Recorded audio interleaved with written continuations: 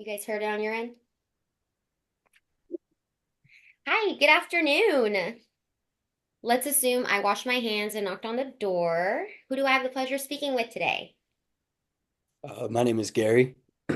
Hi, Gary. My name is Magdalena Rodriguez. I am a WVU graduate student. I'm a speech language pathologist assistant, and I'm here to talk about your experiences and challenges related to communication, hearing, and language. With that being said, let's start talking about what brought you here today. Honestly, I'm just here because my wife sent me. She complains that whenever I'm watching TV, she has to say something a bunch of times to get my attention. She complains that I can't hear her, and she's just always complaining um, that I'm hard of hearing.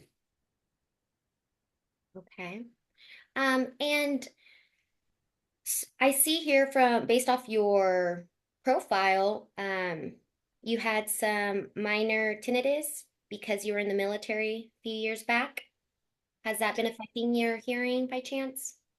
Uh, yeah, it really only seems to affect me whenever I'm in larger environments like big crowds or big family social events, but it's not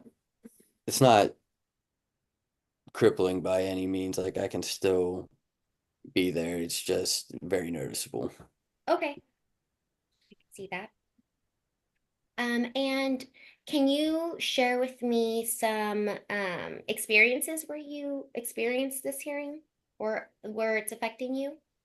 Some experience, Uh, day to day-to-day base experiences.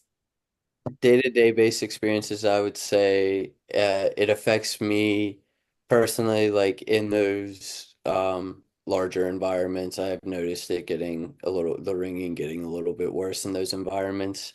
And also the fact that like the garage and kitchen are right beside each other, and if I'm working in the garage, I can't hear if my wife's yelling for me, according to her. Okay. So let me refer back to kind of your main concerns. I'm going to reiterate them to you. So, main concerns, we want to make sure we hear wife. When we're working in the garage or we're in the kitchen, vice versa, we want to make sure we hear her.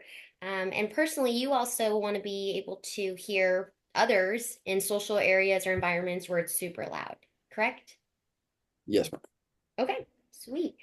And now, once everything's done, we figure out what we're going to do, all the protocols, the next steps. What is your main goal? Your main goal that you Uh, my after all this?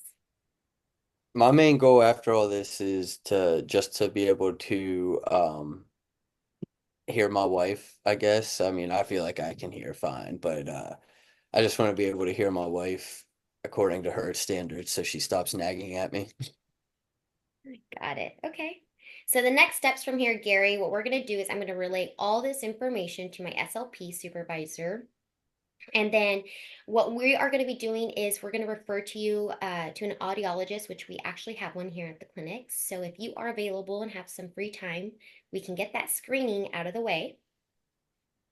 And then we'll get the results back. We'll figure out what the next steps will be, and that will be referred to you by either the SLP or myself. But we'll get the screening done, taken care of. Are you available by chance today? It shouldn't take too long. Yeah, I can come in today. Sweet. Then we'll get that out of the way.